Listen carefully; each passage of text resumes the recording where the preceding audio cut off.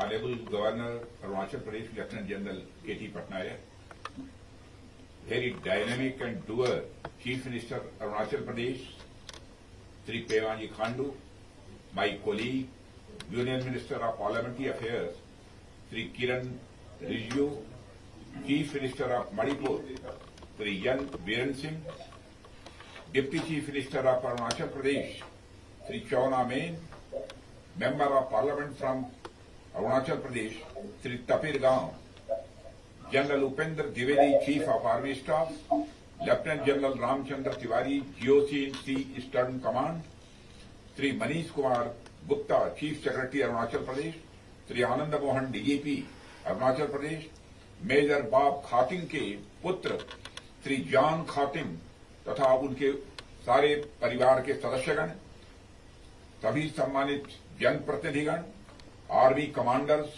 Officers, मेरे बहादुर जवानों और अरुणाचल प्रदेश के मेरे बहनों एवं भाइयों, आज दीपावली जैसे खास पर्व पर नॉर्थ ईस्ट जैसे खास क्षेत्र में आप सभी लोगों से संवाद करके मुझे बेहद खुशी हो रही है।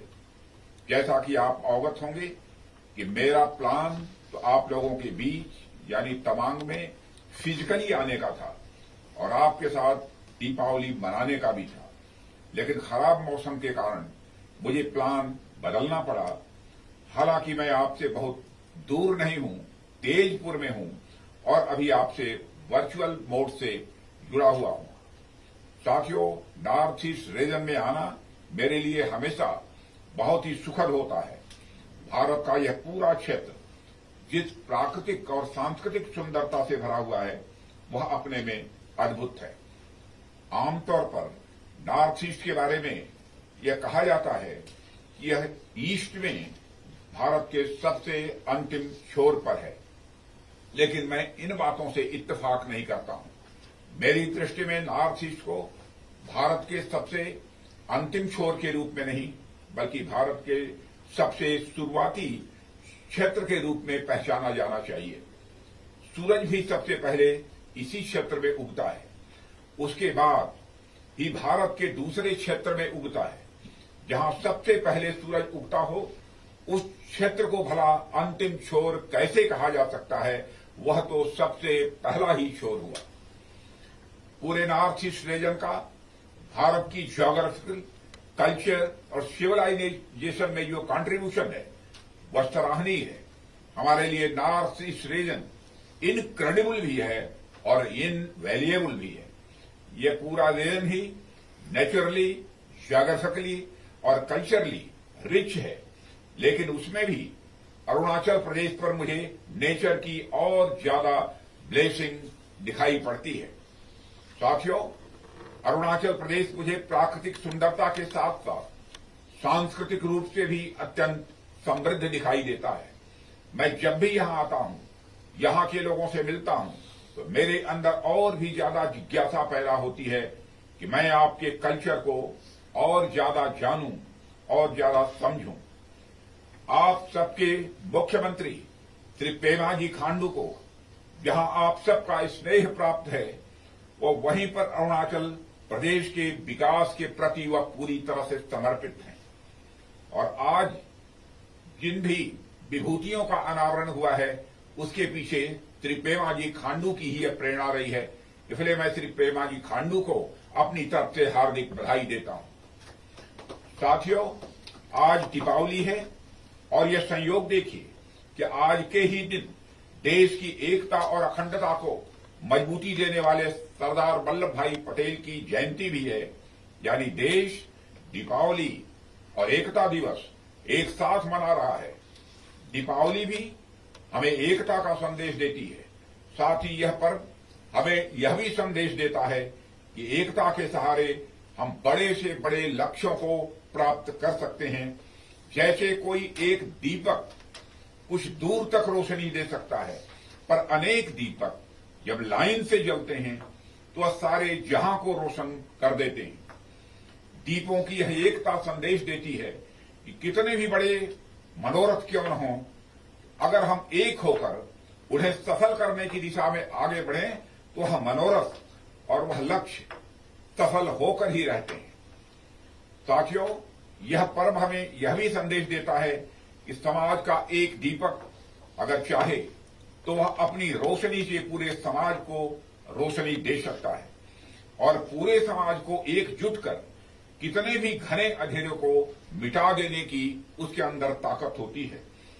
आज हम देश के जिन 2 वीर सपूतों का स्मरण कर रहे हैं, मैं समझता हूं वह हमारे राष्ट्र और समाज के एक ऐसे ही दीपक थे। वे न केवल अपने तप और संघर्ष की रोशनी से स्वयं ही रोशन हुए, बल्कि पूरे समाज और राष्ट्र को भी रोशन करते हुए उसे एक किया है। कुछ और कहने से पहले मैं आप सभी से बॉर्डर पर हुए हाल की कुछ डेवलपमेंट्स के बारे में भी बात करना चाहूंगा। साथियों, जैसा कि आपको मालूम है कि एलएसी पर कुछ क्षेत्रों में कॉन्फ्लिक्ट्स को रिजॉल्व करने के लिए भारत और चीन के बीच डिप्लोमेटिक और मिलिट्री दोनों ही लेवल्स पर बातचीत हो रही थी। अभी हाल की बातचीत के बाद ग्राउंड सिचुएशन को रेस्टोर करने के लिए आपस में ब्रॉड कंसेंसस हुई है। यह कंसेंसस इक्वल और म्यूचुअल सिक्योरिटी के बेसिस पर डेवलप हुई है। जो सहमति बनी है उसके अंतर्गत ट्रेडिशनल एरिया में पेट्रोलिंग और ग्रेजिंग के अधिकार भी शामिल हैं।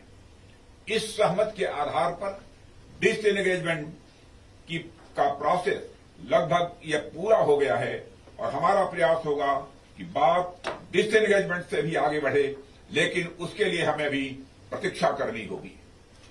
साथियों, जब मेरा आप सबके बीच आने का प्लान बन रहा था तो मेरे मन में यहां आने को लेकर एक उत्साह था।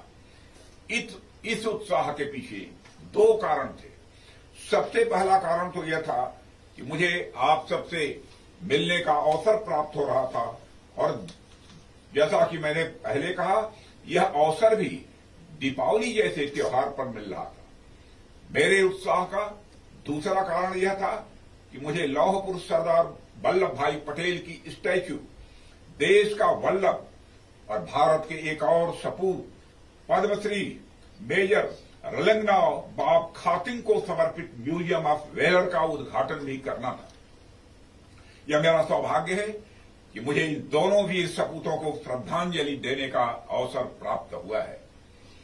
साथियों, यह महज एक संयोग नहीं है कि एक तरफ तो हम भारत के ऐसे सपूत का सम्मान कर रहे हैं जिन्होंने भारत के पॉलिटिकल और ज्योग्राफिकल नक्शे को आकार प्रदान किया, जिन्होंने न सिर्फ भारत को आजादी दिलाने में महत्वपूर्ण भूमिका निभाई, बल्कि आजादी के बाद भी भारत के यूनिफिकेशन को एक मूर्त रूप प्रदान किया। तो वहीं पर दूसरी तरफ हम आज भारत के ऐसे सपूत को भी सम्मानित कर रहे हैं जिन्होंने तवांग की भूमि पर पहली बार भारत माता का परचम लहराया और अरुणाचल प्रदेश को भारत में सम्मिलित करने में अपनी महत्वपूर्ण भूमिका निभाई है। साथियों, ऊपरी तौर पर भले ही यह कोई इंसिडेंस लगे, लेकिन जब हम इसकी गहराई में जाएंगे तो हमें यह पता चलेगा कि किस प्रकार से इस देश की मिट्टी को न जाने कितने ही सपूतों के द्वारा सींचा गया है। यह देश न जाने कितने ही नामचीन और अनाम सपूतों का ऋणी है। ऐसे न जाने कितने नाम हैं जिनको इतिहास के पन्नों में जो स्थान मिलना चाहिए था वह स्थान नहीं मिला, लेकिन इससे उनका बलिदान और उनका महत्व छोटा नहीं पड़ जाता। हमारा यह कर्तव्य बनता है कि हम उनके बलिदानों को याद करें, उनके महत्व को समझें और उन्हें उचित सम्मान दें। इसी क्रम में आज हम इन दोनों महान विभूतियों का स्मरण कर रहे हैं। मैं देश के प्रथम गृह मंत्री और उससे भी कहीं महत्वपूर्ण देश की एकता के सूत्रधार सरदार वल्लभ भाई पटेल जी को भी नमन करता हूं। जब भारत आजाद हुआ तो उस समय दुनिया के कई क्षेत्रों में कई सारे लीडर्स ने भारत के बारे में यह भविष्यवाणी की थी, यह देश आने वाले कुछ वर्षों में टूट कर बिखर जाएगा। और एक तरह से देश में उस समय जो स्थितियां थी उसे देखकर उनकी भविष्यवाणी को गलत भी उस समय नहीं कहा जा सकता था। उस समय देश लगभग 560 अलग अलग रियासतों में बटा हुआ था। कई सारी रियासतें तो यूरोप के कई देशों से भी बड़ी थी। उनमें से कुछ रियासतें भारत के साथ मिलना चाहती थीं, कुछ रियासतें पाकिस्तान के साथ भी मिलना चाहती थीं, तो वही कुछ रियासतें स्वतंत्र भी रहना चाहती थीं। यह भारत की एकता और अखंडता के लिए कदापि उचित नहीं होता। लेकिन सरदार पटेल के रहते यह कैसे संभव होता? जिस व्यक्ति ने इस देश को आजाद कराने के लिए दिन रात एक कर दिया हो, वह व्यक्ति भला इस देश को कई टुकड़ों में कैसे बंट जाने देता? सरदार पटेल ने इस चुनौती का सामना किया और उन सभी रियासतों को अपनी प्रबल राजनीतिक इच्छा शक्ति के दम पर भारत में विलय करा लिया। यह सरदार पटेल की ही देन है कि दुनिया के तमाम लीडर्स की भविष्यवाणियां गलत साबित हुई हैं और आज भारत पूरी दुनिया भर में एकता की अब मिसाल है। यह राष्ट्र उनके प्रति जितनी भी कृतज्ञता व्यक्त करे उतनी ही वह कम है। साथियों, एक तरफ सरदार पटेल ने देश के एकीकरण में अपनी बड़ी भूमिका निभाई, तो वहीं दूसरी तरफ हमें एकता पुरुष के रूप में मेजर बाब खातिन का उदाहरण मिलता है, जिन्होंने बिना किसी हिंसा के, बिना किसी रेजिस्टेंस के, केवल अपनी कूटनीतिक समझ के बल पर लोकल कम्युनिटी को साथ लेकर तवांग को भारत में शामिल किया। 14 फरवरी 1951 का वह ऐतिहासिक दिन भारत के स्वर्णिम इतिहास में हमेशा के लिए अंकित हो गया, जब उन्होंने तवांग में तिरंगा फहराया। साथियों, मेजर बाब खातिन का योगदान सिर्फ तवांग को भारत में शामिल कराने तक ही सीमित नहीं रहा। उस दौरान जब नागा हिल्स और नॉर्थ ईस्ट फ्रंटियर एजेंसी के ट्वेनसांग डिवीजन में इंसर्जेंसी का माहौल था, तब भी उन्होंने विद्रोह को खत्म करने में भी बहुत ही महत्वपूर्ण भूमिका निभाई थी। उन्होंने ट्वेनसांग डिवीजन को नागा हिल्स में मिलाया था। बाद में जब नागा हिल्स अंततः भारत का स्टेट बन गया, तो ट्वेनसांग नागालैंड का हिस्सा बना। एक तरह से यह कहा जा सकता है कि ट्वेनसांग नागालैंड को बाब खातिन का एक बहुत बड़ा उपहार था। साथियों, इसके अलावा मेजर खातिन ने यशस्वी यानी सशस्त्र सीमा बल के निर्माण में नागालैंड सशस्त्र पुलिस और नागा रेजिमेंट की स्थापना की दिशा में भी महत्वपूर्ण योगदान दिया था। एक लंबे समय तक उन्होंने आईबी में भी अपनी सेवाएं दी थी। उनके नाम पर एक बड़ा अनोखा रिकॉर्ड एक यह भी है कि वह भारत के पहले ऐसे ट्राइबल हीरो थे जिन्होंने किसी दूसरे देश में भारतीय राजदूत के रूप में भी काम किया था। जब वह बर्मा के राजदूत थे, तो भारत और म्यांमार के बीच 800 किलोमीटर लंबी सीमा से संबंधित मुद्दे को बहुत ही विवेकपूर्ण और सौहार्दपूर्ण तरीके से निपटाने में उन्होंने बहुत महत्वपूर्ण भूमिका निभाई थी। उनके योगदानों की फेहरिस्त इतनी लंबी है कि मैं गिनाते रह जाऊंगा तो समय कम पड़ जाएगा। यह देश मेजर खातिन जैसे महापुरुषों का सदैव ऋणी रहेगा मेरे बहनों भाइयों, और देश की एकता में इनका जो योगदान रहा है उसे हमें कभी नहीं भूलना चाहिए। उनके कार्यों ने एक अमिट छाप छोड़ी है और यह देश हमेशा इस धरती पुत्र का ऋणी रहेगा। और मेजर खातिन की आज जिस प्रतिमा का अनावरण किया गया है और यह सोच जिस मुख्यमंत्री के अंदर पैदा हुई है, श्री पेमाजी खांडू, मैं आपको फिर से इस उत्कृष्ट कार्य के लिए, इस बड़े कार्य के लिए मैं बधाई देता हूं। मुझे अच्छा लगा कि मणिपुर के मुख्यमंत्री श्री एन बीरेन सिंह जी हमारे साथ जुड़े हुए हैं। मेजर बाब खातिन का योगदान सिर्फ अरुणाचल और नागालैंड तक ही सीमित नहीं रहा, बल्कि उनका मणिपुर से भी गहरा नाता था। उनका जन्म मणिपुर में हुआ था और मेजर खातिन मणिपुर के पहले ऐसे ट्राइबल जेम थे जो ग्रेजुएट हुए थे। मणिपुर के इस बेटे ने सेकेंड वर्ल्ड वॉर के दौरान जापानी इन्वेजन से मणिपुर को बचाने के लिए गोली भी खाई थी।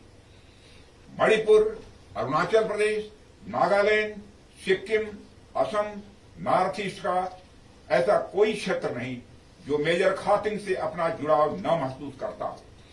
मेजर खातिंग जैसे यानी मातृभूमि के प्रति समर्पण, अपनी खातिंग जैसे व्यक्तित्व का संबंध वैसे तो पूरे देश से होता है, लेकिन जो काम उन्होंने नॉर्थ ईस्ट रीजन के लिए किया उसे हमेशा मेरे बहनों भाइयों इतिहास में याद रखा जाएगा।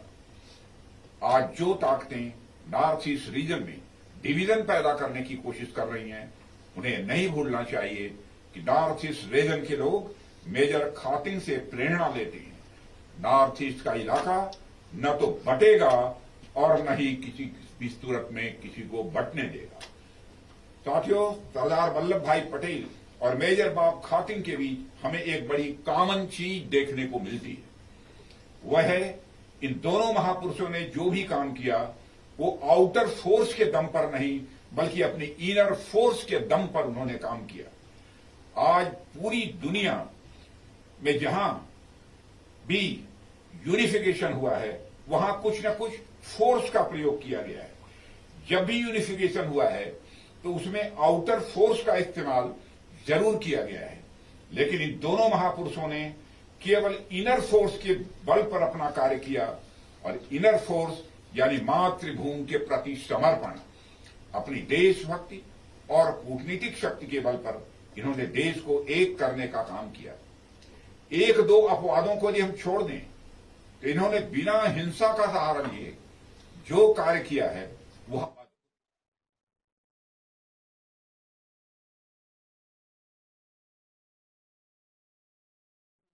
शांति की कामना और भारतीय संस्कृति की पहचान है। इन दोनों सपूतों की नीतियां आज भी हमें मार्गदर्शन प्रदान कर रही है। साथियों, यह सुखद संयोग ही है कि आज नेशनल यूनिटी डे भी है और हम सब जानते हैं कि यह सरदार पटेल का के जन्म दिवस पर मनाया जाता है। साथियों, पूरी दुनिया में जब भी भारत का नाम लिया जाता है तो भारत के नाम के साथ साथ यह भी जोड़ा जाता है कि यह देश विविधता में एकता का उदाहरण है। यूनिटी इन डाइवर्सिटी की यह एक अपने में मिसाल है।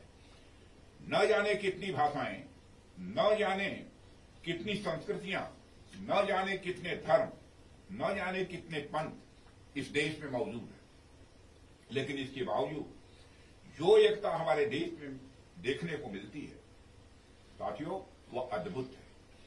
जब भी भारत की बात आती है, जब भी राष्ट्र की बात आती है, हम सारे धर्म, जाति और पंथ को भूलकर भारत के लिए यूनाइट हो जाते हैं।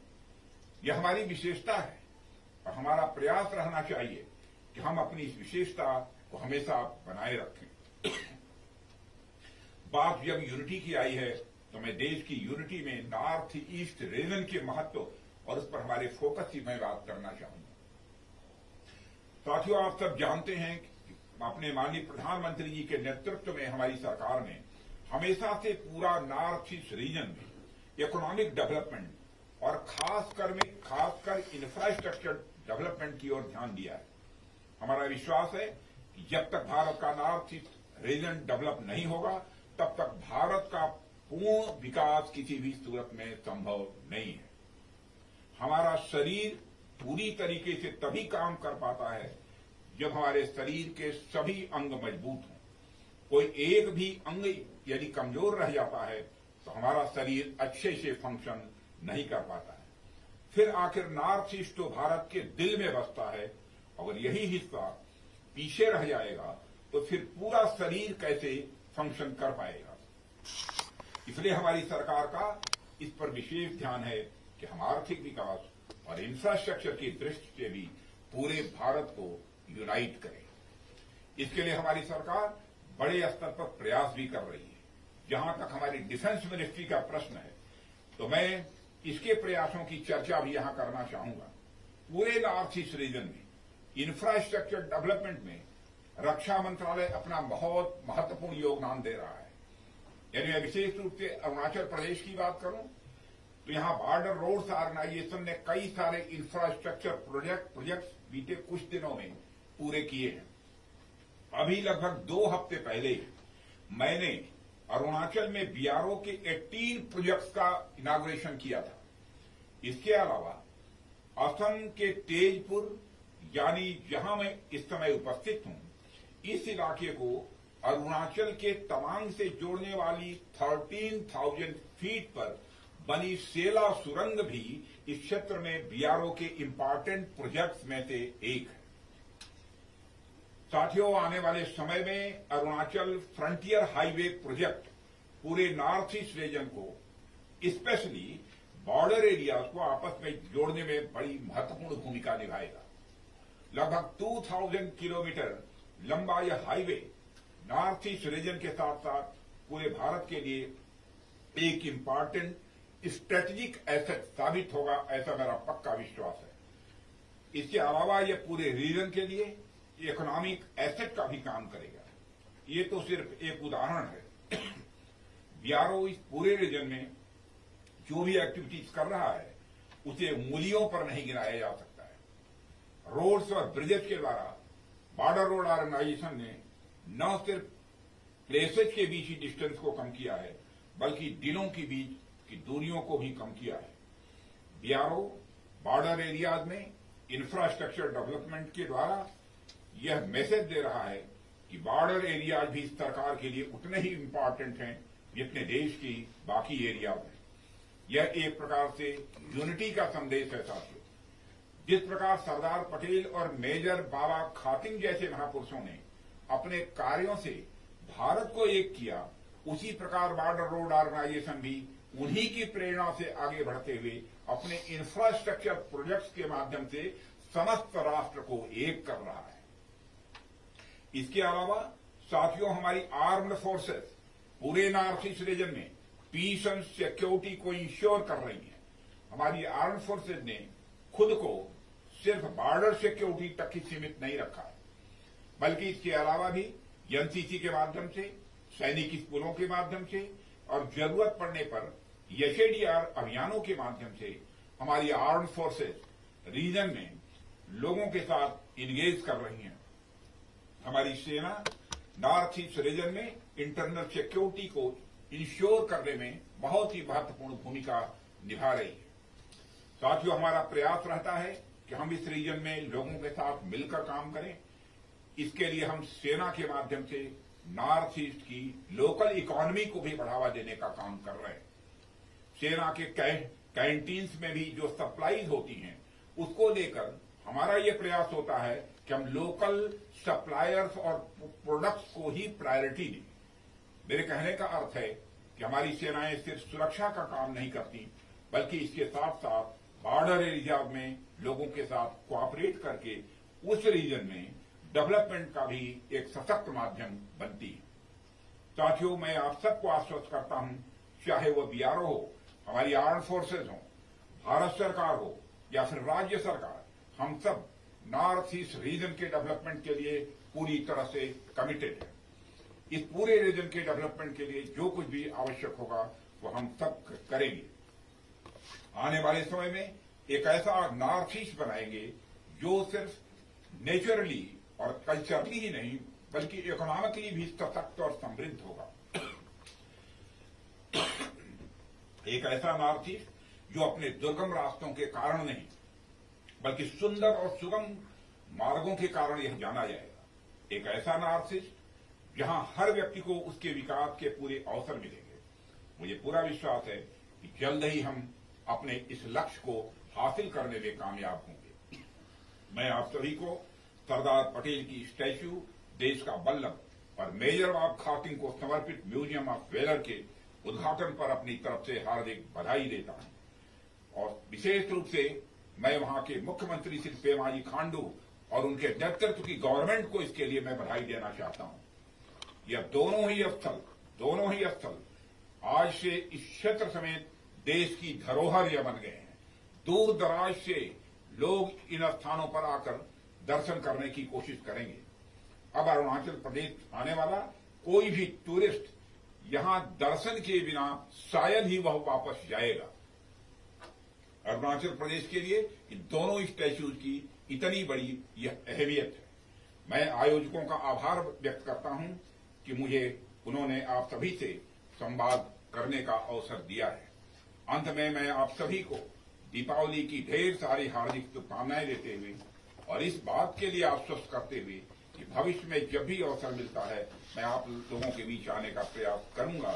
मैं अपना निवेदन यहीं पर मैं समाप्त करता हूं। आप सबको बहुत बहुत धन्यवाद, बहुत बहुत धन्यवाद। मेरी त्वचा बातें करती है उज्ज्वलता और कोमलता की भाषा में, और उस भाषा का सीक्रेट कोई मॉइस्चराइजर नहीं, इटालियन ऑलिव ऑयल और जड़ी बूटी के गुणों से समृद्ध Jack olive oil body oil है। जैक ऑलिव ऑयल, कविता जैसी त्वचा जगाए मन में नए सुर।